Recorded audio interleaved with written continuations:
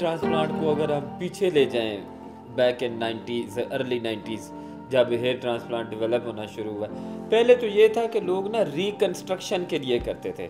जैसे for example किसी को ज़ख़म हो गया, मूंछें कट गई, या कहीं आईब्रोज कट गई, किसी जैसे वॉर में कट गई, या किसी एक्सीडेंट में कट गई, या लाइक ऐसे हो गया, तो उसको होता था कि डॉक्टर्स ये करते थे कि एक पैच लिया बालों वाली स्किन ली और वहाँ लगा दी।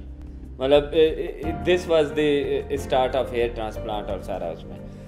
लेकिन उस वक्त लोग क्या करते थे कि अपनी पर्सनैलिटी को छुपाने के लिए, या जिनको अपने बोल्डनेस का या गंजपन का थोड़ा कॉम्प्लेक्स होता था, वो कोई विग लगा लेता था, कोई कैप पहन के रखता था लाइक दिस। तो with the passage of time ये एवोल्यूट हो गया कि ये बाल यहाँ लगाते हैं, आईब्रोज पे, मूँछों पे लगाते हैं, wherever they gonna put these hair taken from back of the head, वो गिरते नहीं थे सारी उम्र। सोल्यूशन ये सामने आया कि ये परमानेंट हेयर हैं, सारी उम्र गिरते नहीं हैं, तो इनको कहीं भी लगा दें तो ये उगेंगे। तो पहले ये क्या हुआ, पंचेज निकाले गए, मोटे मोटे पंच यहाँ लगा देते थे उसको, फिर वो it looked awkward, not natural look, but कुछ ना कुछ कवरेज हो गई। With the passage of time ये सारी चीज़ें एवोल्यूट हुई और transplant, but this gives you the huge change in the personality of any person. कि जब आप एक बोल्ड पर्सन को देखते हैं और वो after hair transplant, but condition ये है कि it should be done by the expert who gonna take care of this natural looks and density of the hair balding area. तो उसमें अगर नेचुरल बोल्डिंग एरिया की डेंसिटी और आप natural look produce करते हैं, तो you gonna give good change in the personality of any person. तो उसकी परसेप्शन कितनी अच्छी होती है। तो obviously this is a big change in the personality, और लोग इससे फैसिनेट होते हैं, तो वो इसलिए तो चले जाते हैं उस प्रोसीजर में। अदरवाइज बैक इन 99 और 98 में हमें बड़े प्रॉब्लम होते थे लोगों को समझाने में। वो कहते सर्जरी है डॉक्टर साहब, पता नहीं आफ्टर कम्स क्या होंगे क्या नहीं। अब जब लोगों को देखते हैं कि उनके यार इसके आफ्टर कम्स बहुत अच्छे हैं और पर्सनैलिटी में इतनी चेंजेस आती हैं, तो वॉल्यूम ऑब्वियसली बढ़ता जा रहा है। उतने जैसे वॉल्यूम बढ़ता जा रहा है, डॉक्टर्स उसको उसी लिहाज से बेहतरी की तरफ लाते जा रहे हैं। पहले ये होता था कि लोग कहते थे ये पीछे पेन बहुत होता है, हमने उसको रिड्यूस किया बाय एवोल्यूटिंग द टेक्निक। हमने उसको इस पे ले आए कि वेस्टेज कम करें, स्ट्रिप की चौड़ाई कम रखें, उसके स्ट्रेचेस कम दें। अब जब स्ट्रेच कम होगा तो पेन कम होगा ऑब्वियसली, और उसी तरह के स्कार पीछे कहते थे बड़े निशान बन जाते हैं, अब निशान नहीं बनते हैं। आज के दौर में जब मैंने 2009 में 2006 में मैंने शुरू कर दिया था FUE करना, जो आजकल पूरी दुनिया में बहुत ज़्यादा उसकी परसेप्शन बढ़ती जा रही है। तो 2009 में मैंने ऑफिशियली लॉन्च कर दिया था in Pakistan. I was the first person who launched that technique in Pakistan. उसमें ये होता है कि उसमें वो कटिंग पट्टी वाली वो ख़त्म हो गया।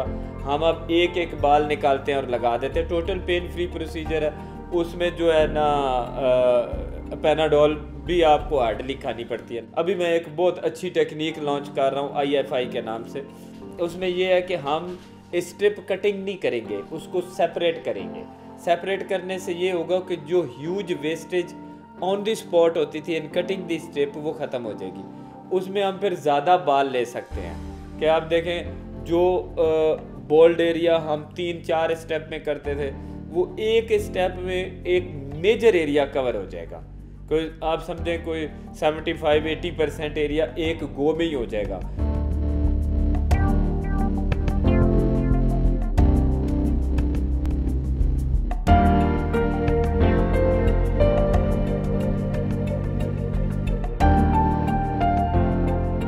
IUI असल में कहते हैं इंट्रा यूट्राइन इंसेमिनेशन।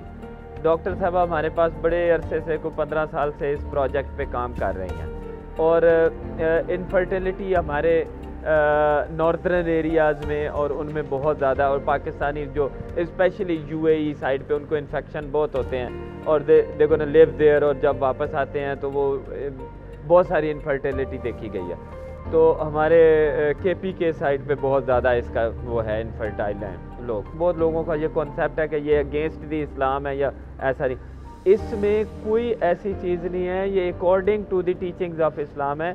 हम अपने ही हस्बैंड के, लीगल पार्टनर के स्पर्म्स लेते हैं, उनको लेबॉरेटरी में एक्टिवेट करते हैं, मोटेलिटी इंक्रीज़ करते हैं और उनकी वाइफ की यूट्रस में, यूट्राइन कैविटी में विद सर्टन डिवाइसेस रख देते हैं सर्टन टाइम पे, ताकि वो जो एग और स्पर्म मिल जाएं और हम उनको मिला दें और वो एक बच्चा बन जाए।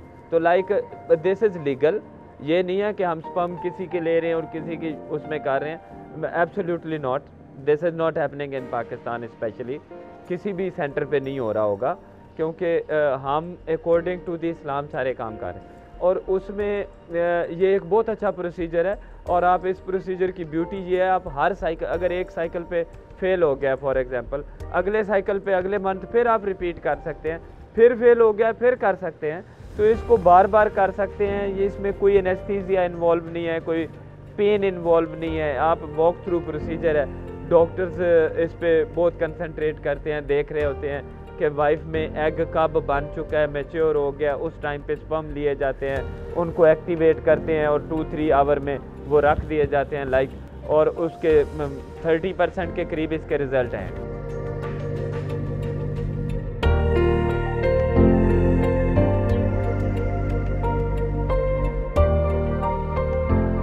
जहाँ कॉस्मेटिक प्रोडक्ट्स की बात आती है तो मैं हमेशा कहता हूँ कि बी नेचुरल। उसमें कभी भी आप अगेंस्ट दी नेचर नहीं जाएं। मैं कहता हूँ कि हॉट वाटर अवॉइड करें, अमोनिया फ्री डाइज यूज़ करें। अगर हम कहते हैं कि बेबी शैम्पूज़ करें, अगर हम कहते हैं कि आप अपनी स्किन के ऊपर मॉइस्चराइज़र लगाया करें, अगर हम कहते हैं अपनी स्किन के ऊपर प्रोटेक्टर लगाएं और सन ब्लॉक्स यूज़ करें, तो all this is meant for the better health and good skin actually. और हम उसको चाह रहे हैं कि नेचुरल वे से हैंडल करें। उसी चीज़ को कीपिंग इन माइंड कि हम इन सारी नेचुरल चीज़ों को एड्रेस करें। हम कॉस्मेटिक्स की जो भी प्रोडक्ट्स ला रहे हैं, they are actually natural extracts. और हम चाह रहे हैं कि इसमें पब्लिक अवेयरनेस दें कि आप कोई भी केमिकली ट्रीटेड चीज़ें यूज़ करने की बजाय वापस नेचर पे आ जाए, ऑर्गेनिक्स यूज़ करें अपनी डाइट में भी और अपने स्किन के प्रोटेक्शन वाली प्रोडक्ट्स में भी। तो हम जितनी वेगस प्रोडक्ट्स, फॉर एग्जांपल हम शैम्पू इंट्रोड्यूस करवा रहे हैं मार्केट में, तो हम वो करा रहे हैं प्लेन शैम्पूज इंट्रोड्यूस करवा रहे हैं विदाउट एनी ट्रीटमेंट। कोई एंटी डैंड्रफ लाइक दिस वो नहीं है। हम अगर कोई स्किन केयर प्रोडक्ट्स यूज़ करवा रहे हैं तो सारे नेचुरल एक्सट्रैक्ट्स हैं, उसमें कोई और सिंथेटिक चीज़ें नहीं। तो कोई भी ऐसी चीज़ से अवॉइड कराएं जिसमें आप जो अगेंस्ट द नेचर हो।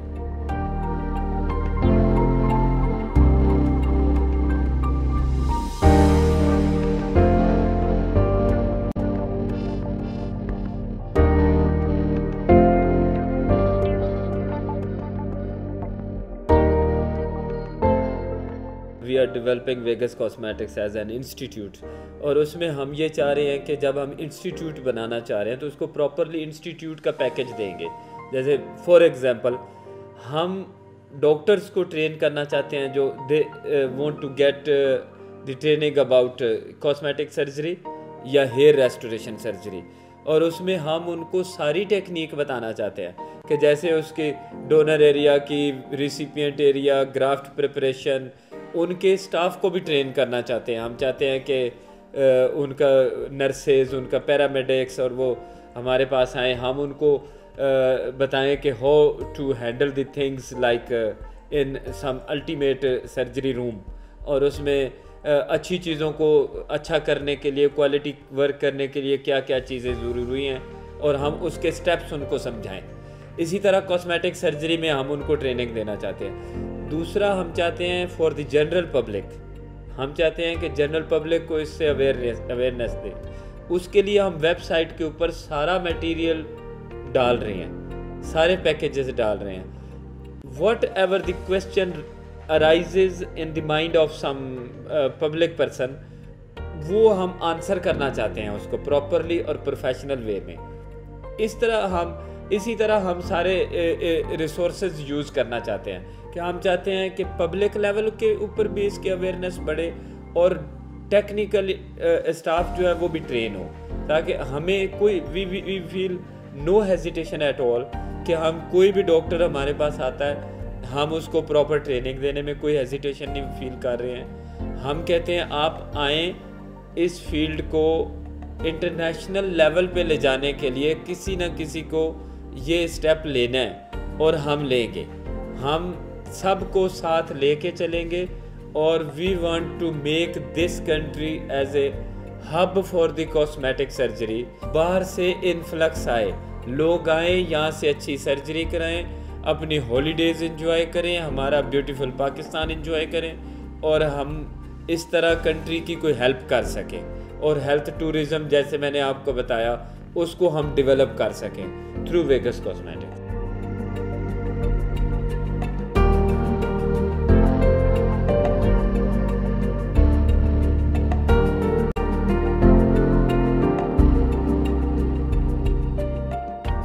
Surgery Solutions SS department been working since 99 in Vegas और वेगस में as you know कि we are concerned with the quality job और दुनिया हमें हमारे क्वालिटी जॉब की वजह से जानती है कि हम क्वालिटी वर्क पे बिलीव करते हैं।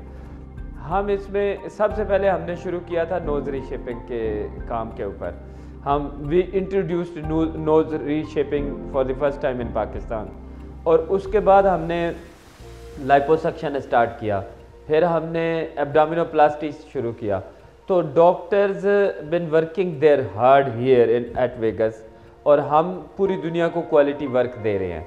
उसमें जैसे मैं आपको बता रहा हूँ क्राइटेरिया ये होता है एवरीवेयर वेगस का पेशेंट और हम कर रहे हैं इसके ऊपर कि for last 20 years we been attached to the cosmetic surgery और सर्जरी सॉल्यूशंस की हम जो बात कर रहे हैं और उसमें हम जैसे हेयर ट्रांसप्लांट हमने स्टार्ट किया 20 years back, 15 years back cosmetic surgery शुरू किया। तो हम उसको उस लेवल पे कर रहे हैं कि आज तक हमारी कोशिश है कि हमारा कोई भी कस्टमर, कोई भी पेशेंट अनसेटिस्फाइड ना रहे किसी भी लेवल पे। तो उसमें nose reshaping at the best, फिर लाइपोसक्शन कर रहे हैं, अब हम लेज़र लाइपो शुरू कर चुके हैं, 2-3 साल हो गए हैं।